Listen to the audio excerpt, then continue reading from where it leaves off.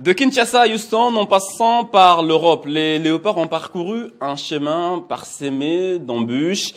Oui, ils ont été confrontés déjà à plusieurs restrictions liées à virus, Ebola. Même sur terrain, les choses n'ont pas été correctes pour le Fauve, qui ont livré 2 matchs amicaux avec le compteur, un nul, mais également une défaite. Entre-temps, le go de la 23e édition de la Coupe du Monde a été donné. Comment s'y prendre et comment colmater les brèches pour ne pas passer à côté de la plaque? Voilà les questions que nous allons essayer d'évoquer, bien sûr, sur ce plateau d'Au Cœur du Sport. Vous êtes sur Télé 50. Oui, vous êtes à la bonne adresse. Bonjour, bienvenue dans Au Cœur du Sport, votre magazine de tous les week-ends. Le temps pour moi de recevoir d'abord Simon Valdo Yamba. Non, je reprends. Le grand Simon Valdo Yamba, déjà installé. Bonjour et bienvenue. Bonjour Bokaya et merci de l'invitation. Ça fait 2 jours qu'on est ensemble, donc allez-y comprendre que la Coupe du Monde a bel et bien commencé. Donc que les gens s'habituent à nous voir à gauche et à droite. Ouais. Alors, ça ne va durer qu'1 mois. Donc nous nous donnons à fond pour pouvoir leur apporter ce qu'ils désirent de mieux, avoir suffisamment d'informations, surtout concernant la sélection nationale de la République démocratique du Congo. C'est notre retour 52 ans après, et donc ils ont intérêt chaque jour à avoir une information de plus, à savoir qu'est-ce qui s'est passé, qu'est-ce qui va se passer, jusqu'à ce que la compétition va se clôturer jusqu'en finale. Allez, j'ai croisé un téléspectateur ce matin, il m'a demandé de vous saluer. C'était vers la morgue de Mamayemo. Il s'appelle Christian Luamba, qui suit régulièrement cette émission. Il m'a dit, mais c'est Valdo, il est omniprésent. Je le vois ici à gauche, demain je le vois à droite. Cette omniprésence, il a posé beaucoup de questions sur cette omniprésence. J'ai dit, bon, je lui poserai également la question, qu'est-ce qui explique cette omniprésence de Simon Valdo Yamba? C'est peut-être la disponibilité. C'est la disponibilité parce que, écoutez, moi je ne suis qu'un instrument. Vous ne m'avez pas invité les 2 derniers week-ends, je n'étais pas là. Ces week-ends, vous avez décidé que je vienne. Je suis là, donc ce n'est qu'un instrument qu'il faut savoir utiliser. Ouais. Et voilà pourquoi à gauche et à droite, je me fais le plaisir d'être présent. Ce n'est pas l'omniprésence, seul Dieu est omniprésent. Sinon, c'est important, très important. Ouais. Je me fais l'obligation de venir vous apporter le peu que je peux. Ouais. Donc voilà pourquoi je me permets également de répondre à votre invitation. Alors, il a même comptabilisé les mois. Il a dit que ça faisait 6 mois. Non, pas vous c'est bon déjà. Vous savez. Mais il s'appelle Tyson Dombele. Il a comptabilisé les mois. Il a dit que ça faisait 6 mois qu'il n'était pas invité. Je lui ai dit, bon, un peu comme Sébastien, lui, il est dans la liste. Parce que même quand Bouchiri se blesse, on va chercher Thibault. Il est déjà dans le système. Tyson Dombele, bonjour et bienvenue. Surtout bon retour Au Cœur du Sport. Merci beaucoup, merci surtout pour cette invitation et je profite de l'occasion pour saluer également toutes ces grandes figures qui se retrouvent sur ce plateau, sur ce beau et grand plateau, et je profite également pour souhaiter un heureux jour de naissance au chef de l'État, au numéro 1 de tous les sportifs du pays, Félix-Antoine Tshisekedi Tshilombo. Je profite également pour présenter mes sincères condoléances à notre confrère de la RTGA, Sylvain Touadia, le DIRCOM des Aigles du Congo, qui a perdu son père.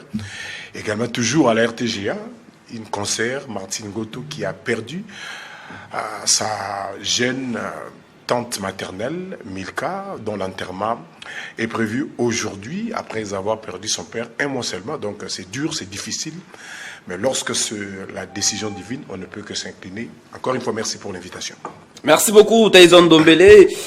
En face de vous, il y aura également GD Luis Coupa. Il est très sollicité durant ce mondial. Il a été en Belgique pour le match amical contre le Danemark. De retour au pays.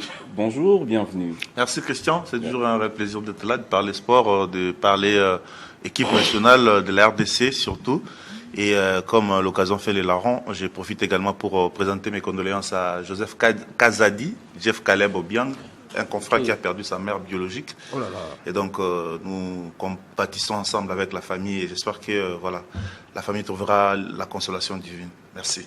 Merci beaucoup, GD. Et puis on va finir avec Eddie Kankoukadima. Une invitation est une responsabilité et j'espère qu'il sera à la hauteur comme d'habitude. Bonjour, tiré à 4 épingles comme d'habitude. Bon, pas besoin de demander s'il est en forme, puisque ça se sent, ça se voit. Bienvenue, Eddie Kanko Kadima. Merci, Christian Bokayadou Kouré. Je suis tiré à 4 épingles. Bon, j'ai des dira 2, l'autre dira 3. Merci beaucoup. C'est vraiment 4. C'est 4, hein? Ouais, c'est 4. Ok, merci. Bon, j'ai ne peut que dire ça. Ouais, On connaît les affinités. ouais. Laissez-moi d'abord dire bonjour à Papi Mamboléo. Il est devenu colonel, semble-t-il. Mais je dois confirmer l'information. Il faut confirmer l'info. confirmer. Mais il était à 2 doigts. À des doigts de devenir Il colonel. était à 2 doigts. Donc ça ne sera pas une surprise si Papi Mamboléo arrivait encore à gravir une étape. Ce n'est pas une surprise. Mais toutes mes salutations à lui et toutes les bonnes guérisons à sa femme. Qui est un peu souffrante. Je crois que la main éternelle sera puissante pour guérir sa femme, pour que Papi Mamboléo continue toujours à nous suivre. Ah, là, vous parlez en tant que quelqu'un de SSM. Hein, Oui, je suis la un même chrétien. puissance. Je suis un Ouais. chrétien né de nouveau. Merci beaucoup, Eddie. Merci. Alors, on va entrer de plein pied dans la thématique. Oui, dans cette émission, on reviendra également sur la Ligue nationale de football, Illico Cash Ligue 1, avec les sprints finales qui a été lancé. Oui, les places pour l'Afrique vont, en tout cas, se vendre très cher. C'est vrai que la bataille pour le titre reste rude entre Mazembe et les Aigles du Congo. Point de besoin de trébucher dans ces derniers virages pour ne pas compromettre ses chances de pouvoir gagner le titre. Messieurs, je commence par Simon Valdo-Yamba. Le go de la 23e édition du mondial a été donné. On va dire l'Afrique a déjà fait son premier pas. On va dire un faux pas déjà. Mais dans l'ensemble, ça va. Jusque-là, pas de surprise. On sait que les grands essaient de tenir leur rang, bon, entre guillemets, face aux petits poussés. Surtout les pays hôtes, parce que les trois pays co-organisateurs de cette compétition ont joué. Les États-Unis ont carburé pratiquement, je me dirais avec ces scores de 4 buts à 1. Donc je me dis, le Canada s'en est bien tiré, certes avec ses nuls. Je le voyais gagner, mais bon, ils se sont bien repris, menés. Ils ont réussi à marquer, à égaliser en seconde période, mettre la pression. Ça n'est failli de peu pour qu'ils prennent l'ascendance sur leur adversaire. Il y a également le Mexique qui a assuré d'entrée. Donc je me dis, c'est déjà une très très bonne entame en termes de jeu sur les terrains. Mais que dire alors du spectacle? Je me dis, les spectateurs, on sent que cette compétition est très très attendue. Beaucoup d'innovation, beaucoup d'innovation autour. On est vraiment en train de voir que ces innovations n'ont entendu que la présence de la République démocratique du Congo pour qu'on ne soit pas en déphasage. J'ai hâte de voir la personne qui va entonner l'hymne, les débuts congolais, lors de cette 23e édition. On le sait, c'est en live pratiquement. Je me dis, j'ai hâte avant de voir les léopards à l'œuvre. L'Afrique du Sud, certes, n'a pas tenu son rang. Les Sud-Africains n'ont pas été à la hauteur des attentes. Je me dis, c'est vrai, ce qui se passe en Afrique, et moi j'en ai ras-le-bol. Écoutez, on peut tout dire, moi je reste dans le jeu. Le jeu, c'est le fair play, le jeu, c'est tout ce qui est en dehors du jeu. En tout cas, moi, je ne regarde pas ça. Je vois les spectacles sur les terrains, j'ai vu, ils n'ont pas été à la hauteur des attentes, battus par les Mexique. On attend voir ce qu'il en sera du Maroc. Est-ce que le Maroc, c'est Maroc champion d'Afrique ou le Maroc vice-champion d'Afrique qui va affronter le Brésil? C'est la grande question. On attend voir. Jusque-là, champion d'Afrique. Jusque-là. Champion d'Afrique. Les Sénégalais n'entendent pas ça comme ça. mais Tyson Dombélé, la Coupe du Monde en Amérique, on dit c'est une Coupe du Monde des rêves, en dépit des contours, c'est-à-dire les difficultés liées, on va dire, au visa pour le pays africain. Mais dans l'ensemble, c'est quand même une Coupe du Monde des rêves pour beaucoup de pays. Oui, c'est une Coupe du Monde de rêve. Ça a été très attendu et toutes les grandes nations de football voulaient à ce qu'ils soient là, aux États-Unis d'Amérique, au Canada également, au Mexique, parce que ce sont des pays très structurés, très bien organisés, et avec des infrastructures modernes. Et il fallait être là, comme également la RDC. Nous sommes là à la dernière minute, on a signé notre qualif, mais sauf que la Coupe du Monde ne peut pas être ne peut pas devenir un instrument où le pays qui accueille cette grande compétition, cette grand-messe, pour essayer de restructurer d'autres personnes, pour essayer de faire appliquer, de faire comprendre aux gens que la Coupe du Monde est accueillie dans la grande puissance mondiale, l'effet de faire comprendre au monde que nous sommes les États-Unis d'Amérique, parce que au-delà de jeu, au-delà de ce que nous voyons sur terrain, au-delà du niveau technique des joueurs qui évoluent partout dans le monde, il y a également des valeurs qui véhiculent chaque édition d'une Coupe du Monde et il faut que ces valeurs-là soient respectées. Voilà pourquoi la FIFA veut toujours être au-dessus des nations qui accueillent sa compétition, parce que vous recevez cette compétition. Ce qui n'est pas le cas pour cette Coupe du Monde. En fait, moi je dis par rapport au respect, la Coupe du Monde n'est pas là pour violer les principes administratifs ou les principes de gestion, d'organisation d'un pays ou l'autre. Mais lorsque, par exemple, un arbitre qui est désigné pour être parmi ceux-là qui vont officier des matchs au nom de l'Afrique, un grand continent qui est également bien représenté par 10 nations, et voir cet arbitre effectuer son déplacement après avoir obtenu normalement, logiquement, son visa et être renvoyé chez lui.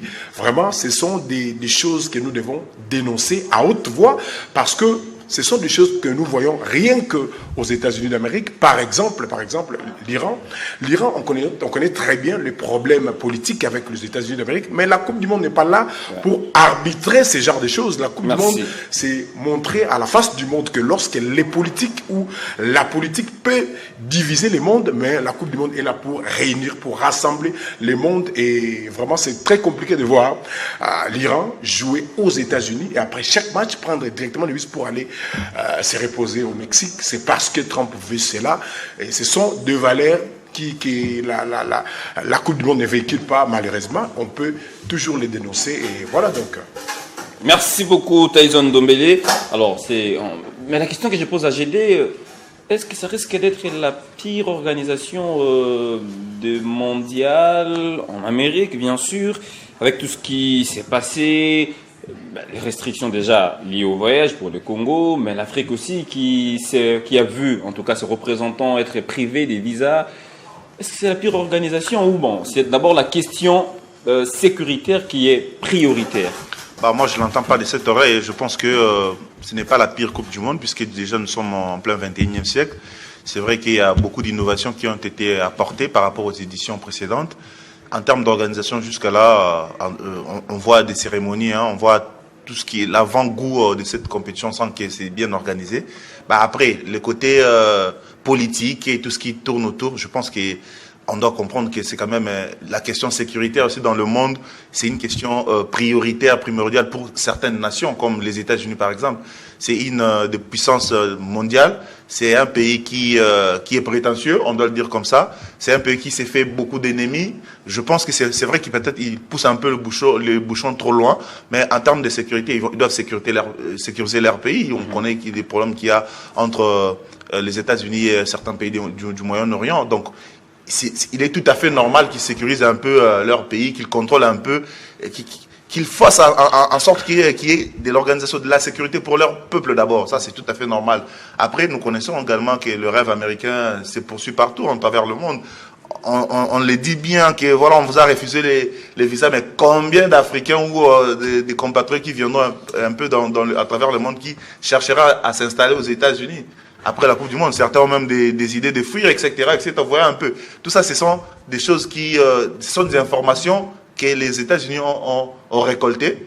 Et voilà, je n'encourage pas le fait que la Coupe, au fait qu'il y ait discrimination, entre guillemets, de certaines personnes qui n'ont pas accès aux États-Unis, mais sur le plan sécuritaire, lorsque il n'y a pas de garantie, je ne vois pas pourquoi les États-Unis laisseraient n'importe qui avoir accès sur son sol. C'est tout à fait normal, en tout cas légitime. Ouais. Moi, je le prends de cette oreille. Et après, voilà, c'est vrai que Donald Trump et son administration poussent un peu le bouchon trop loin, ils abusent un peu, et voilà. Les lois de la FIFA ne sont pas à 100% respectées, ça c'est vrai. Mais bon, la question sécuritaire reste prioritaire, en tout cas à mon avis. Même pour une seule fois, le président de la FIFA Allez, c'est contredit, parce que d'un côté, quand il a essayé de répondre à la question lui posée, bien sûr, par un journaliste sur le cas de l'arbitre somalien, et un jour après, dans la conférence de presse, il essaye de plaider pour le journaliste français arrêté en Algérie, à Tizi Ouzou. Bon, bref, on s'est dit peut-être il y a 2 poids 2 mesures, mais on tourne la page. C'est quoi le regard que Eddie Kankou Kadima porte sur l'organisation de cette Coupe du Monde? C'est sucré-salé. C'est sucré-salé. Une bonne organisation parce que c'est les États-Unis. J'ai vu la cérémonie d'ouverture, il n'y a rien à signaler. Une cérémonie à la hauteur des États-Unis d'Amérique. J'étais vraiment en train de suivre avec admiration cette cérémonie d'ouverture. Mais au-delà de tout ça, Christian Bokaya, il y a un protocole d'accord qui doit être respecté entre les pays qui accueillent une compétition. Sur le plan technique, c'est la FIFA qui organise la Coupe du Monde. Et la FIFA l'organise dans un pays qui est les États-Unis d'Amérique.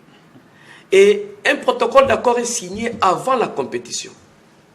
Et le protocole d'accord est respecté entre la FIFA et les pays. Nous, sur ce plateau, tous, nous avons pris part à une compétition. Quand vous êtes accrédité par la FIFA, automatiquement, vous avez une invitation, vous avez accès pour entrer. Et on risque de gâcher cette fête au niveau des États-Unis en rapport avec cette sécurité très avancée. Vous gardez la main, vous avez l'accréditation, automatiquement vous devez entrer. Et si dans le système, le pays organisateur estime que voilà, votre profil ne correspond peut-être pas avec la personne que vous êtes, ou vous êtes impliqué dans X ou Y affaires, dans ces cas, on fait comment? Oui, je ne suis pas ici sur ce plateau en train de bafouer les mesures sécuritaires. Non, on ne blague pas avec la sécurité. Parce que même les athlètes, même toutes les autorités qui viennent pour cette Coupe du Monde doivent être sécurisées. Je ne suis pas en train de mettre à côté des aspects sécuritaires. Mais je suis en train de demander aussi aux États-Unis de respecter le protocole d'accord signé avec la FIFA. Parce que je ne vois pas comment est-ce que l'arbitre somalien peut être impliqué dans un groupe de terroristes pendant qu'il sillonne l'Afrique, il sillonne le monde pour arbitrer les rencontres sportives. Comment est-ce que les joueurs peuvent être fouillés comme des malfrats, comme des personnes suspectes? C'est ça. On ne peut pas aussi faire les États-Unis ne peuvent pas aussi prendre tout le monde comme des suspects. Vous avez vu comment est-ce que les joueurs sénégalais ont été fouillés? Dès que vous descendez au niveau des tarmacs, on vous fait passer par des... Eddie, moi je pense que quand les États-Unis font ça, nous aussi nous devons apprendre à faire la même chose lorsque les Américains viennent chez nous. Oui, mais maintenant, le problème c'est au niveau de la collaboration entre la FIFA et les pays qui organisent. Parce que les États-Unis débordent. Exactement. Maintenant, je suis en train de constater la faiblesse de l'organisateur vis-à-vis du PM parce que... Moi, je me dis, il faudra aussi que les pays remettent les États-Unis à leur place. Mais donc, ça, il est d'abord dans ça c'est l'autre père du débat. Vous avez raison. Et puis une fois que les Américains viennent chez vous, il faut les traiter de la même manière. Parce que, mais oui. Oh, ils sont Christian. Mais comment est-ce que je sais, parce que vous savez que les États-Unis d'Amérique a des implications dans l'élection d'Infantino. Ouais. Parce que les États-Unis ne voulaient plus débattre. Même la CIA a été citée dans le financement. Exactement. Les protocoles, ça dit quand ils viennent, il faut les fouiller aussi.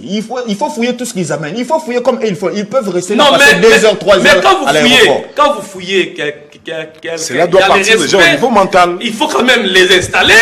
Il faut les joueurs descendent de l'avion directement comme des suspects, non. Sauf que ce n'est pas toutes les nations qui ont été traitées comme ça. La RDC a été traitée avec respect. Ils sont arrivés. Non, c'est après avoir vu l'image du Sénégal, les gens ont crié et ils ont assoupli certaines mesures. Est-ce que les États-Unis écoutent même les gens? C'est que nous. Non, les États-Unis devraient écouter. Les États-Unis ne devraient pas écouter tout le monde. Les États-Unis devraient écouter l'organisateur de la compétition qui est la FIFA. Mais est-ce que c'est d'abord... Excusez-moi, on doit peut-être préciser. Bon, c'est vrai que Trump représente les USA, C'est pas Trump qui essaye de pousser un peu trop loin les pions, parce que peut-être le peuple américain en Bien soi. sûr que oui, il y a cette Et question. Oui, c'est hospitalier, On ne parle pas du peuple américain. Mais Nous parlons des États-Unis d'Amérique États-Unis, qui est dirigé par Donald Trump et son administration. C'est son administration. parce que Et c'est bien au nom avant des lui, on a vu- Américains. bien avant lui, dans différents domaines, on a vu. Il y a eu comment- déjà la Coupe du Monde aux Bien États-Unis. évidemment, on a vu comment Mais on a traité le plan. pourquoi l'Iran ne siège pas aux États-Unis? Parce que Donc après chaque selon match, les règles il doit de la répartir. FIFA, selon la FIFA, la politique ne se gère pas dans le football. Jamais. Allez, Ça reste une Normalement, oui, mais normalement, nous devons, il fallait prendre toutes les mesures nécessaires Ouais. pour que l'Iran réside aux États-Unis. Mais essayons- Chaque nation est obligée de loger là où il joue ses matchs. Ouais. Exactement. Ça, c'est maintenant la faiblesse. En fait, De l'organisateur. L'organisateur a été pris des cours sur cette question sécuritaire. Parce que moi, à mon avis, comme ça se joue au Canada, au Mexique et aux États-Unis, si l'Iran n'est pas le bienvenu aux États-Unis, on pouvait bien les localiser bien avant. Ça pouvait bien. qu'est-ce Parce que que gérer, c'est prévoir. au Mexique. C'est là où maintenant l'organisateur a failli en quelque sorte. Parce que je me disais, je vois mal qu'un pays, je joue dans un groupe aux États-Unis. Mais c'est le tirage au sort. Oui, je dis bien. C'est le tirage Il y a au sort. des- Le tirage au sort, Il y a la clé des il y a la clé de répartition. J'ai dit que la FIFA a été pris des cours. Si la FIFA savait que les choses allaient se passer comme Que ça, prévoit les textes? c'est qu'il allait. Conséquent. Aucun texte au niveau de la FIFA que je sache. Au-delà de ça, violer un protocole, c'est le terme. Bon, écoutez, c'est le terme qui me vient en tête. Violer ces protocoles-là en termes Effectivement, de c'est ça. Ça pouvait se faire parce que là, vous mettez en mal les joueurs. Vous savez bien que un match, ça demande la quiétude. Il faut que les joueurs soient sereins. Mais là, les Iraniens, Ils le jouent font. aux États-Unis. Et si Ils vont dormir au Mexique. l'Iran décide de partir, de Ça repartir sera chez une eux. tâche. Ouais, une tâche d'huile, bien évidemment, monsieur. Mais Et bon. c'est de la responsabilité de l'organisateur. Mais attention. Le joueur risque d'être doublement fatigué. attention, c'est- Vous jouez, vous c'est repartez vrai qu'on ailleurs peut- pour c'est vrai revenir qu'on peut- demain c'est pour vrai- jouer. C'est vrai qu'on peut rester sur le cas de l'Iran, mais n'oublions pas ce qui arrive aujourd'hui à la Russie. On a vu enfin, on va dire la guerre entre la Russie et l'Ukraine. Aujourd'hui, l'Ukraine est favorisée par l'UEFA, alors que la Russie est clouée. Là aussi, on parle des deux poids, deux Voilà, mesures. on défend tous ces genres de dire, choses. on La peut FIFA tout est dire, mais la muette. politique, elle est là dans le milieu du football. Là, on ne peut pas les nier. Donc la sécurité passe avant tout. Ouais. Il y a des intérêts qui sont là. On doit les reconnaître. Les États-Unis défendent leurs intérêts. La Russie, qui défend également ses intérêts, s'est vue sanctionnée. Ça, c'est vrai. Mais qu'est-ce qu'on va dire? On peut tout dire de l'Iran, on va laisser les Iraniens, etc. Mais vous ne savez pas les dessous des cartes, ce qui se Ça aussi, passe. hein. Il peut y avoir que dans la délégation, il y a des espoirs. Vous ne savez pas. Mais j'ai des- Non, j'ai des- j'ai des- mais les États-Unis, c'est la puissance mondiale. Mais monsieur, En si même- quoi les États-Unis Attention, est la puissance mondiale ça, on l'a quand dit. vous ne savez pas héberger les civils, les joueurs? Non, mais- Ce ne sont pas des Il y a militaires. des contextes politiques. Ce ne sont pas des Voilà pourquoi j'ai militaires. dit la FIFA. Et alors que la FIFA dit jusqu'à ce la niveau. politique ne se gère pas dans le football. Ce principe est pas ça, jusqu'à c'est ça, théorique. ça, Ça, c'est voilà. Ça, On c'est peut un conclure, slogan. on Ouais, peut c'est un conclure que les valeurs que véhicule chaque édition de la Coupe du Monde ou la FIFA sont été bafouées. à respecter partout, Sauf sauf aux à la grande États-Unis. puissance du monde, Exact. les États-Unis qui montrent qu'il est très puissant, même dans le football. Mais ça me C'est rappelle pas un normal. peu, ça me rappelle un peu mes notes. Et c'est les États-Unis qui ça me rappelle, imposent ça me rappelle. l'ordre. me rappelle- Alors que par ça me ailleurs, rappelle, quand alors- l'organisation se pose et ça reste comme ça. Que la RDC aussi se fasse l'espoir qui devienne la Voilà, ça me puissance. rappelle. Non, Ah ben oui, hein, je suis d'accord. mais ça me rappelle encore mes notes de relations internationales. Exactement. À l'époque, on nous disait que tous les États sont égaux, mais ils n'ont pas tous Le même puissance. le même poids, clair, la même puissance. c'est clair comme l'eau en de diplomatie, on peut dire ben oui. Vous prenez pas En les États, diplomatie, c'est il dans n'y le a que les conseil, rapports de ouais. force qui Dans le existent. Conseil des Nations, Il y a que les on rapports dit, de dans le force. Conseil des Nations, on Tout à dit fait non, normal. on a tous le même faux, enfin, et le archi même faux. poids, on a tous comment on dit, la même influence, mais le attention. même droit de veto. Mais Non, attention, c'est pas dans les la- cas. Ça me dans la rappelle pratique- docteur Silas Mimil Dans la Mahamadou qui pratique, parle c'est- des relations internationales. Il dit en relations internationales, les États, ce sont les rapports de force. Exactement. Alors, Vous messieurs, pouvez on va- jamais des venir dire, intérêts sur la table. Nous, on est fort et vous ne savez pas sur terrain brandir votre force. Allez, on revient. Et les États-Unis ont prouvé que c'est la puissance mondiale Et en ça- détruisant même. Merci beaucoup, messieurs. Les- Mais les essayons principes de la de- FIFA. revenons sur le Vous terrain. octroyez votre visa à un arbitre retenu par la FIFA pour une compétition, arrivé sur place, vous l'interrogez pendant 11 heures et puis vous le Et vous les renvoyez. renvoyez. Mais justement, C'est inexplicable. compliqué. justement, Mais pour essayons qu'ils d'avancer. Simon Valdez, on parlait tantôt Franchement. de pays africains. L'Afrique du Sud a raté son entrée en lice. Il y a le Maroc qui est très attendu face au Brésil. Allez, vous l'avez effleuré un tout petit peu, ce sera le Maroc champion ou vice-champion d'Afrique ou le Maroc demi-finaliste de la dernière édition qui viendra rivaliser face au Brésil. Je préfère les statuts des demi-finalistes. Parce qu'il y a encore le flou.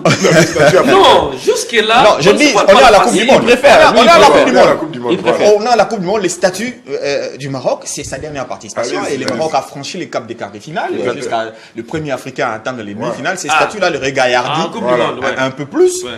pour rivaliser Exactement. avec ces Brésil revanchards. Ces Brésil qui est pratiquement en train de réunir toute sa constellation, qui risquerait de faire très très mal quand on voit qu'Hendrix est en train de briller fort. Mais qui n'a pas toujours de confiance. Les alors- D'Ancelotti. Non, il a porté la Seleção pendant les matchs amicaux. Hein. Hendrix a été, c'est lui pratiquement qui a porté pendant plus d'un match. Attention, l'associé à Vini et à Rafinha, À pour chaque ne fois pas que la encore machine parler est de Neymar, débloquée, c'est lui qui débloqué. pour ne pas parler, il est Neymar. entré à Neymar est un forfait quart pour le d'heure match de de la jour. fin, à un quart d'heure de la fin, et c'est lui qui a fait une passe et un but lors des matchs amicaux. Ouais. Donc Hendrix est en pleine confiance et il cherche à avoir sa place en tant que titulaire dans cette sélection. Côté marocain, je me dis, c'est plutôt, on attend voir. C'est l'homme qui nous a conduits tous dans cette situation incertaine au niveau du continent, Diaz. Brahim Diaz. Il est très attendu. Mais vous ne voulez pas que j'ai peine Bon, il a tenté sa panégra, ça n'a pas marché, bon. Il est très. Moi, je me dis, j'aurais un regard particulier sur lui parce que c'est un joueur du Real Madrid. Il a été pour beaucoup, même quand même que la saison madrilène n'a pas été à la hauteur des attentes, mais il a quand même influencé un ou deux matchs. 3, il a été d'un apport très très capital pour cette sélection, même au niveau du Maroc. C'est sa première Coupe du Monde avec les Lions de la Tête. Ouais. Donc je me dis, c'est un match très très attendu pour moi. Je me dis, le Brésil, certes, ça garde toujours ces statuts-là, c'est compté parmi les super favoris de la compétition parce que c'est des gamins qui naissent, qui grandissent avec l'ADN du football. Donc vous pouvez ne pas avoir Dieu sur eux, mais attention sur le terrain, ils peuvent toujours vous surprendre et surtout que quand la ligne offensive fonctionne à merveille, et ça, ils font toujours très mal. Derrière, ça a toujours été fébrile, mais devant, s'ils savent équilibrer la défense par rapport à l'attaque, et l'attaque prenait une certaine ascendance, je pense bien que ces Brésiliens pourraient faire très très mal. Tout dépendra de la manière dont ils vont s'y prendre. Mais ce sera vraiment le Brésil qu'on a connu. La question que je pose à GD, depuis 2014, on a l'impression que bon, le Brésil ne reste peut-être que des noms sur terrain, ça propose pas grand-chose. En 2018, en 2022, en 2026. Et ce sera le réveil du Brésil vu que la Coupe du Monde c'est en Amérique. Je ne pense pas que ce soit le grand réveil du Brésil, puisqu'il y a encore des choses à améliorer côté brésilien. Ils ont un grand entraîneur, Carlo Ancelotti, qui est là, qui va faire son travail. En tout cas, en long terme, je l'espère, parce que je sais que le Brésil va se réveiller, mais pas tout de suite. Puisque déjà, dans l'ADN du football brésilien, nous savons qu'il joue qu'il joue un football joga bonito. Okay. Donc, un football qui fait plaisir, qui est un football spectaculaire et tout. Ils ont des joueurs efficaces dans tous les postes, mais là, lorsque vous regardez le Brésil d'avant, il s'est appuyé sur des latéraux, des grands latéraux, en tout cas expérimentés, Roberto Carlos, Marcelo, Cafu, Dani Alves, etc., etc. Mais aujourd'hui, le Brésil n'a pas de grands latéraux au niveau mondial, top mondial. Ça, c'est déjà un problème. Ils ont un milieu de terrain qui n'est pas très en forme, qui n'est pas vraiment à la hauteur de grandes compétitions. Il y a Casemiro qui est là, un peu déjà vieillissant, et il y a Lucas Paqueta, mais qui n'a pas fait une très première saison avec West Ham cette saison. Pardon, Aston Villa, je pense.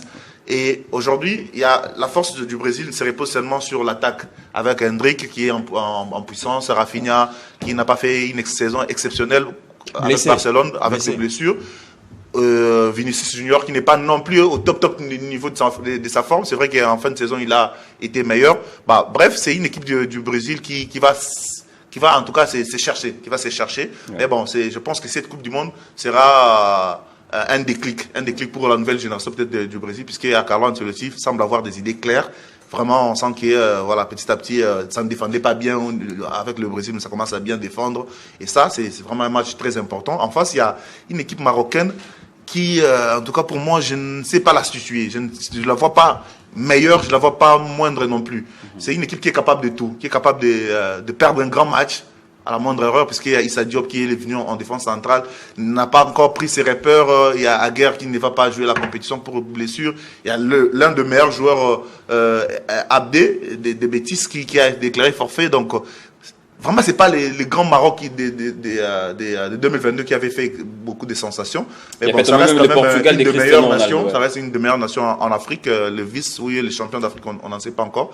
J'espère que ce sera un grand match, un beau match du spectacle, surtout, c'est ce qu'on espère. Alors, messieurs, avant qu'on parle de la RDC, il y a la Tunisie qui a reçu une raclée face à la Belgique lors de match de préparation, 5-0.